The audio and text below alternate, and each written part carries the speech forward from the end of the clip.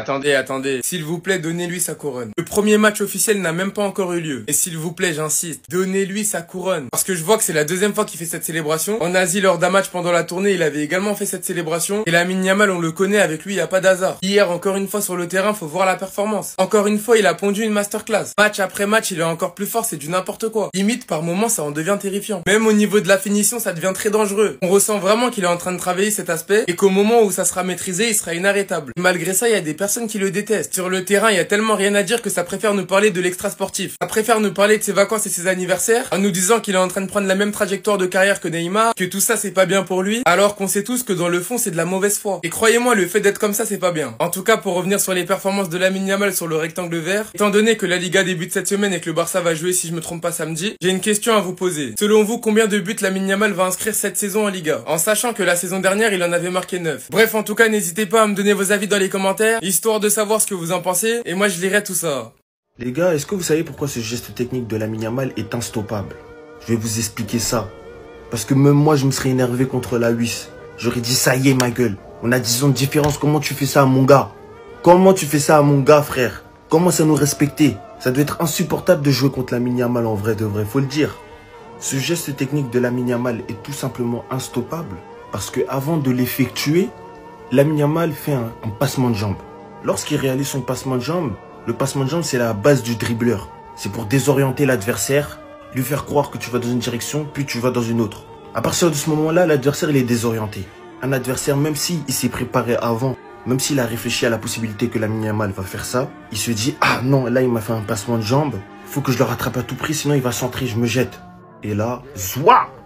Non, trompé encore. C'est un mensonge. Mais l'adversaire, il n'y peut rien à ça. Lamine Yamal lui a fait un passement de jambe. À partir de ce moment-là, il n'a plus les mêmes capacités de réflexion. Le joueur, il est parti. Il n'y a plus le temps de réfléchir. Il faut se jeter. Et ça rend Lamine Yamal imprévisible. C'est pour ça qu'à terme, je pense que ça peut devenir une spéciale qu'on peut voir tous les 4-5 matchs selon l'adversaire. C'était Jorginho du Brasil. Et dites-moi ce que vous pensez de ce geste technique de Lamine Yamal finalement. Bao! Je sais que personne va le faire. Je sais que personne va parler de lui. Je sais qu'aujourd'hui, il n'y a que moi et son agent qui croyons encore à Araujo. Score final, 5-0. 0 but encaissé. Je vous le dis, je l'ai vu. Araujo a compris et assimilé le piège du hors-jeu. Je vous le dis, je l'ai vu. La doublette titulaire cette saison sera Araujo-Cubarsí. Je vous le dis, je l'ai vu. Ils sont bons ensemble. Tout le monde souhaitait le retour de cette charnière en remplaçant Araujo par Christensen depuis le départ d'Inigo Martinez. Tout ce qui va se passer, on va garder la BAC et le C, ça sera celui de Cubarsí. Koundé à droite, Baldé à gauche, Araujo, Cubarsí en défense centrale. Quand c'est pour souligner qu'il est mauvais, tout le monde se précipite en commentaire. Défensivement, j'irai pas jusqu'à dire très bon à la relance, parce que c'est vraiment pas son point fort. Mais des petites passes par-ci par-là, pour orienter le jeu, pour la donner au milieu pour que eux cassent des lignes, pardon. Si vous n'y croyez pas, il n'y a pas de souci. Mais la date est prise. Aujourd'hui, vous avez jusqu'à minuit. Après, je ferme le train. Parce que je suis seul. C'est moi qui conduis ce train. Et personne ne dira le contraire. Je suis le seul à continuer de le défendre. Et quand il fera une saison monstrueuse, il sera trop tard. J'accepterai pas vos excuses. Voilà. Pour ceux qui avaient des doutes concernant l'avenir de Ferran Torres et Fermín López, les deux resteront au Barça. Attendez, bougez pas, je vous explique. Fermín López l'a lui-même dit après le match, je suis heureux d'aider l'équipe, beaucoup de choses ont été dites, mais je vais continuer à défendre ces couleurs, que les supporters se rassurent, je travaille dur. Concernant Fermín López, il n'y avait pas de doute, mais qu'il le confirme lui-même, ça fait toujours plaisir, qu'il montre son amour pour le club, ça fait toujours plaisir. Et comme je vous l'ai dit, j'espère que cette saison, il aura bien plus de reconnaissance, car ça fait 2 saisons qui se déchirent, 2 saisons que pour moi il est au niveau, et qui pour moi méritent beaucoup plus de temps de jeu. Sans pour autant dénigrer Dani Olmo, parce qu'un Dani Olmo en forme, les gars, ça fait très mal, je vous le dis. Et concernant les rumeurs, Fabrizio Romano a rapidement démenti les rumeurs sur Ferran Torres, en expliquant que malgré les rumeurs, Al Nasser ne travaille pas sur un transfert de Ferran Torres, aucun contact n'a eu lieu et Ferran ne se concentre que sur le Barça. On n'attendait pas moins de sa part, Ferran Torres qui a été archi critiqué, c'est pas la saison où il commence à recevoir de l'amour des supporters qui va partir, ce n'est pas logique. Sachant qu'au vu de l'âge de Robert Lewandowski et en plus c'est sa dernière saison, Ferran Torres a quelque chose à gratter. En tout cas les gars, accrochez vos ceintures car la saison commence bientôt, la Liga c'est dans quelques jours. En plus de ça, dans quelques semaines, il y aura aussi le tirage de la Ligue des Champions. Fermín López commence déjà à envoyer un message à la concurrence. Flick, j'espère que tu as vu. Flick nous parle du départ de Inigo Martinez et peut-être d'une nouvelle recrue en défense. Attendez, bougez pas, je vous explique. Il commence en expliquant que le départ d'Inigo sera une opportunité pour les autres de grandir. Remplacer Inigo, je vais parler avec Deco, mais je ne pense pas. Dans notre effectif des joueurs qui peuvent jouer défenseur central, c'est pas ce qui manque. Koubarsi qui avait formé une superbe paire la saison dernière avec Inigo, il a pris de l'expérience la saison dernière, il est le chouchou de Flick et il est pour moi le défenseur numéro 1. Vu qu'Inigo est parti, Araujo devrait être le titulaire, sachant qu'en plus de ça il est le capitaine donc il sera un leader sur le terrain. Vu que Ter Stegen ne jouera pas, c'est comme si c'était lui le numéro 1 limite.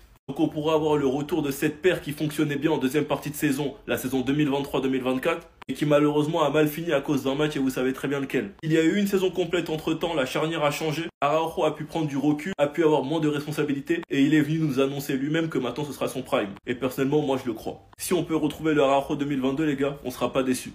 Sachant que Koubarsi a pris le numéro 5, et franchement les gars, qu'est-ce que ça fait plaisir. Et peu importe les gars, dans tous les cas, nous avons plein d'autres alternatives. Christensen, s'il est en forme et qu'il se blesse pas. Eric Garcia qui veut un rôle bien plus important. Koundé qui peut rejouer dans l'axe pour dépanner. Et Gérard Martin, une nouvelle idée de Flick. Durant cette pré-saison, en 4 matchs, le Barça a mis 20 buts. Et ça choque personne. 3 buts à Vissel Kobe, 7 buts à Séoul, 5 buts à Daegu, et 5 buts à Como. Certains te diront, ouais, mais regardez la gueule des équipes qu'ils affrontent. L'année dernière, le Barça est l'équipe qui a mis le plus de buts. Alors, je sais pas pourquoi vous aimez nous emmerder quand c'est le Barça, mais faut arrêter d'abuser, les gars, faut être factuel et mettre un peu sa haine de côté. Vous savez, les gars, c'est pas parce que vous dites la vérité qu'il y aura des voix qui vont être dispersées pour le Ballon d'Or, parce que je pense que c'est ça qui est en train de faire péter un câble. Déjà qu'il y a eu une réécriture sur la saison du Barça, les gars, et ça fait mal. Certains essayent de faire passer cette équipe pour une équipe surcotée, alors que l'année dernière, elle est dans le top 3 et elle n'est pas 3ème. L'année dernière, si je me trompe pas, cette équipe a inscrit 173 buts, avec des attaquants comme Robert Lewandowski, Lamine Yamal et Rafinha qui ont surjoué. Mais cette saison, cette équipe, ça va être pire, parce que cette fois-ci, nous avons du banc en attaque.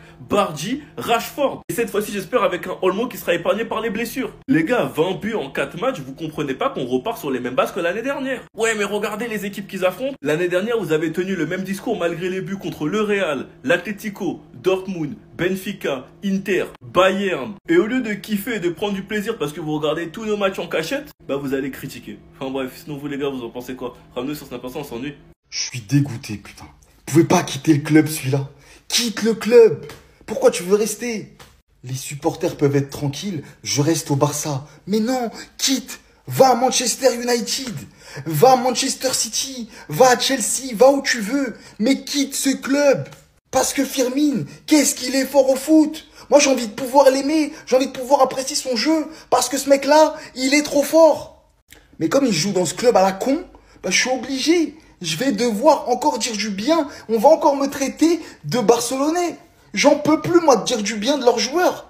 Et moi, vous pouvez remonter loin dans mes vidéos. Hein. Quand j'ai parlé de lui, j'ai toujours dit, je comprends pas comment il n'est pas titulaire.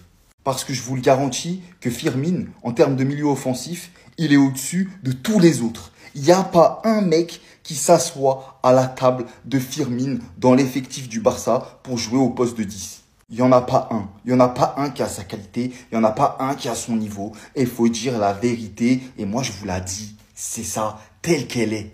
Firmine, je prends tes patates, que ce soit sur le terrain face à Olmo, que ce soit face à Gavi, dans votre vie privée. Je mélange tout, je m'en fous. Fais des bisous autant que tu veux, fais des posts autant que tu veux. Bourrine, quelle personnalité, quel joueur. Waouh. En fait, j'ai l'impression de retrouver le Firmine des Jeux Olympiques. C'est une dinguerie. 2 pieds, ça ne pose pas de problème, ça finit au fond. Et il est même bon de la tête aussi, il a marqué quelques buts de la tête. On a pensé de manière légitime Rafinha en 10. Et d'ailleurs, il l'a montré, là, quand il y a eu des permutations sur un 9 en 10. De toute façon, il a les déplacements d'un numéro 10. Je pense qu'on a peut-être pas enterré trop vite. Firmine, c'est pas ça. On l'a peut-être mis dans la hiérarchie la plus basse, peut-être un peu trop tôt. Parce que Firmine, là, il y aura plus le truc où il va moins jouer ou peut-être pas assez jouer parce que t'as coûté 60 millions, Dani. Attention, Dani Olmo. Les blessures, là. Le bonheur des uns fait le malheur des autres. Même si je dis pas que Firmine souhaite le malheur d'Olmo. Donc, soit tu reviens fit, tu joues tout le temps, de manière régulière, et tu dettes ça comme tu as pu dettes ça en Liga pour nous sauver d'ailleurs, et ça je suis pas hypocrite dessus, soit ta place va sauter. Clairement, Firmine, personne va te toucher. Personne. Rashford en 9, Rashford à gauche, même à droite il est bon aussi. Le flic est en train de le préparer à devenir un monstre.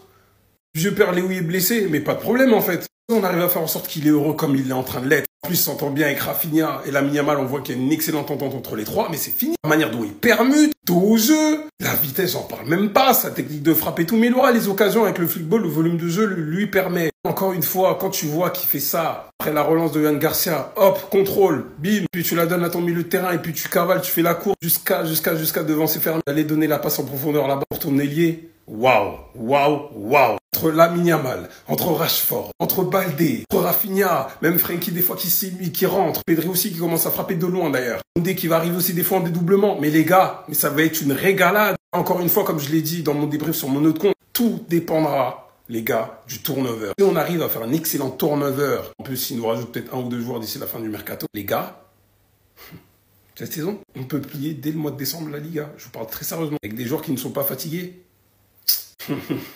Bref, à suivre. Regardez les gars. Joan Garcia arriba d'un saco duro. C'est pas bien, le réalisateur c'est pas bien et il le sait pertinemment. Il sait que ce qu'il fait c'est mal. Les gars, trophée Gamper, je sais pas comment ça se prononce, je m'en fous. Il faut rentrer chaque joueur un par un. Il y a eu le discours de Ter Stegen, etc. Bref, Johan Garcia qui rentre. De toute façon, vous avez vu. En fait, à ce moment-là, c'est... Là, en fait, là, si je suis Ter Stegen, si je suis Ter Stegen, que je vois la rediff, je pense que je fais une dinguerie. Je sais pas qui est le réalisateur, les gars, mais je pense que Ter Stegen lui doit forcément de l'argent. Soit il lui doit de l'argent, non, j'ai pas d'autre solution. Il lui doit de l'argent, il lui doit de l'oseille, il lui doit une somme astronomique abyssale. Même moi qui ai la haine contre Ter Stegen par rapport à ce qu'il a fait, bon, au final, ça s'est réglé et tout. Mais même moi qui ai la haine contre lui, j'aurais pas osé. J'aurais pas osé. À la limite, j'aurais une petite seconde, tu vois, pour faire kiffer, mais le laisser autant. Non, c'est trop. En fait, Laporta, c'est sûr qu'il l'a payé. C'est sûr, Laporta, il a payé le réalisateur. Et ça, c'est un vrai réalisateur. Il connaît son métier, il réalise. Tu vois, nous, on espère.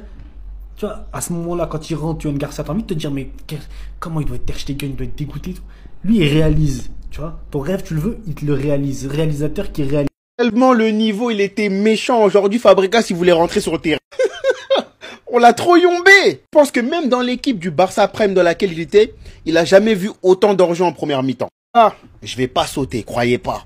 Mais il a fait un bon match. Il faut le dire. De toute façon, c'est lui qui nous a annoncé son prime ici. Donc, je serai très exigeant. Mais il faut bien reconnaître que dans l'alignement du hors-jeu, il était calibré, il était là. Dans les interceptions aussi, j'ai vu de bonnes choses. Donc, c'est un bon début. On va pas commencer à le saucer de malade.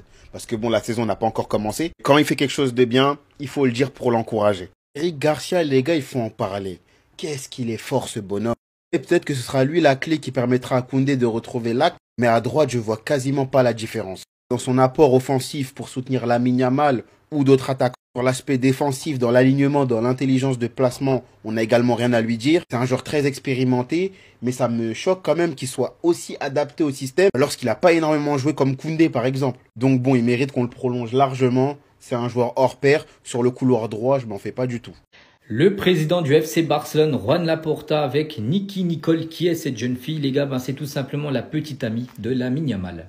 Et hier soir, elle était bien présente dans les tribunes du stade Johan Cruyff où s'est déroulé le trophée Juan Gamper, où le Barça s'est facilement imposé 5-0 contre l'équipe de Como. Et à noter, ça fait les unes aujourd'hui des journaux espagnols. Barça chaud par rapport bien sûr à cette victoire 5-0. Et l'autre grand quotidien du côté de l'Espagne par rapport à l'actu sur le Barça, c'est le journal Sport. Donc le show continue bien sûr avec cette redoutable équipe du FC Barcelone.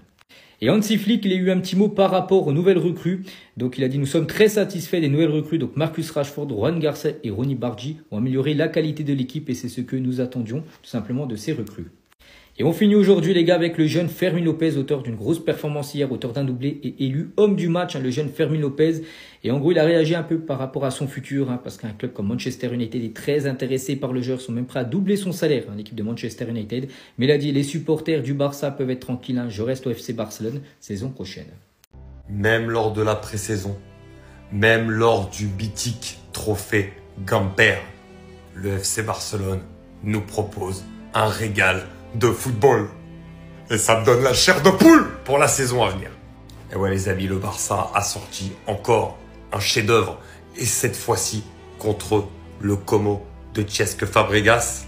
Ce qui est d'autant plus satisfaisant que le Como de Cesc Fabregas sort d'une très belle fin de saison l'année dernière. Et également d'un très bon recrutement cette saison. Donc le mérite en est encore plus grand. Et franchement, sur cette première période, la domination. La domination, le pressing très très haut qui a permis notamment de marquer un but. Franchement, cette pression qu'ils mettent sans cesse et ce contrôle qu'ils ont avec le ballon, c'est tout simplement exceptionnel. Une équipe de flics qui commence chaque année à lui ressembler encore un peu plus. Et dans ce trophée, mythique qui est le trophée Gamper, toujours le trophée qui se joue juste avant le début de la saison, et ben en général ça a été le théâtre de très beaux moments et ça l'a encore été aujourd'hui avec un match incroyable de la part du Barça.